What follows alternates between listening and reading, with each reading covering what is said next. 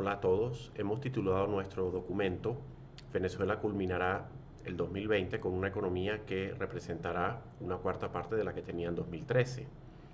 Entonces, durante este segundo semestre de 2020 continuó la contracción de la producción petrolera y con ello de la economía en general. Aparte, pues se une el problema que ha afectado a toda la economía mundial durante este periodo, que es la pandemia de COVID-19. El informe de la CEPAL, el más reciente, que era de julio, pronosticaba una caída del PIB para Venezuela en este 2020 de 26%. Y según el Fondo Monetario Internacional, los últimos pronósticos también daban cuenta de una caída de 25%, que es mayor a la que previamente habían dado de 15%, ¿no? De manera tal que se une a la caída que ya traía la economía desde 2013, sería el séptimo año consecutivo de recesión, de muy fuerte recesión, y hará que el desplome de la economía sea de las magnitudes que estamos hablando, ¿no? 75% de caída aproximadamente.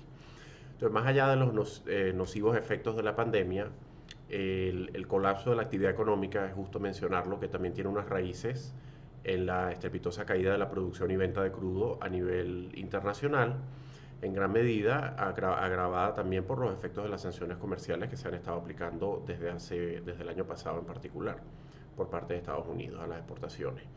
De tal manera que para el mes de octubre las exportaciones fueron de apenas 400.000 barriles al día, la producción, y eso es una caída descomunal. Venezuela hace 20 años producía casi 3 millones de barriles, alrededor de 3 millones de barriles, ahora está en 400.000 barriles al día. A esa disminución drástica en los ingresos por exportación de crudo bueno, se debe a la caída de la producción petrolera, a la caída de los precios del petróleo que hubo por la pandemia, sobre todo en la primera parte del año. Eh, También se une desde el punto de vista de la balanza comercial el hecho de que ahora hay que realizar importaciones de petróleo porque la producción nacional, la refinación de gasolina está muy disminuida y es necesario importar gasolina. Eso afecta a la balanza comercial petrolera en particular.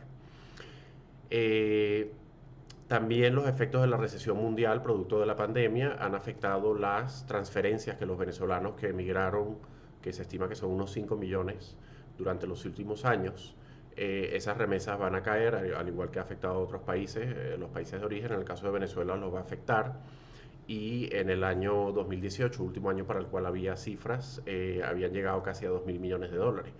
El año pasado subieron nuevamente, no se tienen las cifras oficiales, pero este año pues van a sufrir una contracción. También es importante mencionar que Venezuela sigue marginada, excluida de los mercados financieros internacionales, puesto que se encuentra en una situación de default de los pagos de su deuda. eh, y además de ese default, pues las sanciones impuestas por Estados Unidos y en menor medida por la Unión Europea también afectan la capacidad de financiamiento externo del país.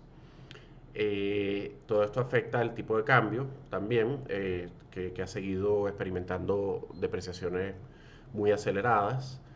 Para mediados de noviembre estaba en 700.000 bolívares por dólar, y ya para comienzos de diciembre, que estamos ahora, está alrededor de 1 millón de bolívares.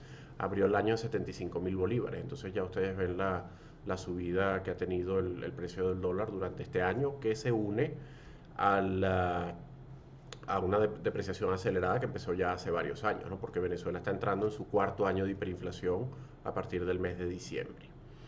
Con respecto al sector público y la política fiscal, bueno, ya son 15 años consecutivos de déficit fiscal. Eso se espera que se agrave lamentablemente en este segundo semestre por la caída de la producción que mencionamos, de la producción petrolera y de las exportaciones, y el consecuente menor aporte fiscal petrolero que se realiza al gobierno central por parte de las petroleras. Y la hiperinflación que les comentaba, pues también afecta, causa estragos en la recaudación interna, ¿no? Por lo que ustedes se imaginarán. Con respecto a política monetaria y tipo de cambio, bueno, la tasa de inflación, similar a esta pérdida de valor tan pronunciada del bolívar, la tasa de inflación pues continúa en niveles hiperinflacionarios. Alcanzó un nivel máximo de 80%, máximo en tiempos recientes, de 80% en un solo mes en abril. Luego bajó a 50%, por debajo de 50%. Excepto en julio que fue 55, pero es importante mencionar que bueno, la depreciación tan fuerte que tuvo el bolívar en el mes de noviembre hace prever que la tasa de inflación de noviembre supere nuevamente el 50%. Entonces esa es la situación. Con respecto a las perspectivas económicas, bueno, el FMI, como mencionamos, para este año 2020 está pronosticando una caída de 25%. Y por la pandemia y bueno, por la caída que está trayendo la economía y por supuesto la caída de la producción petrolera que hemos comentado, todo eso incide directamente en la actividad económica.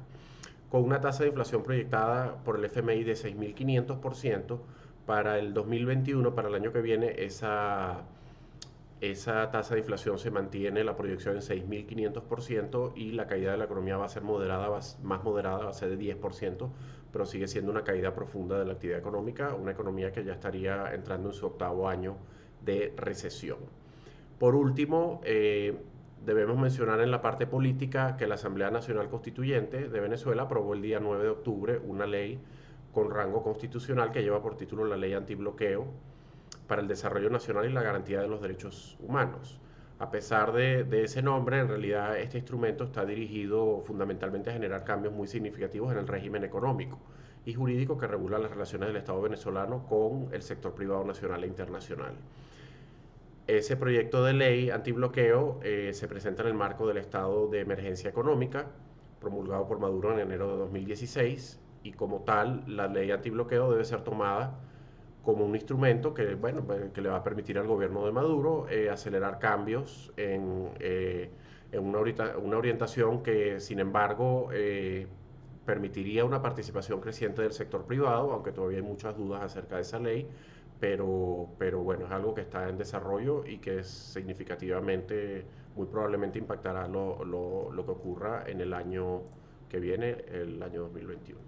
Bueno, muchas gracias.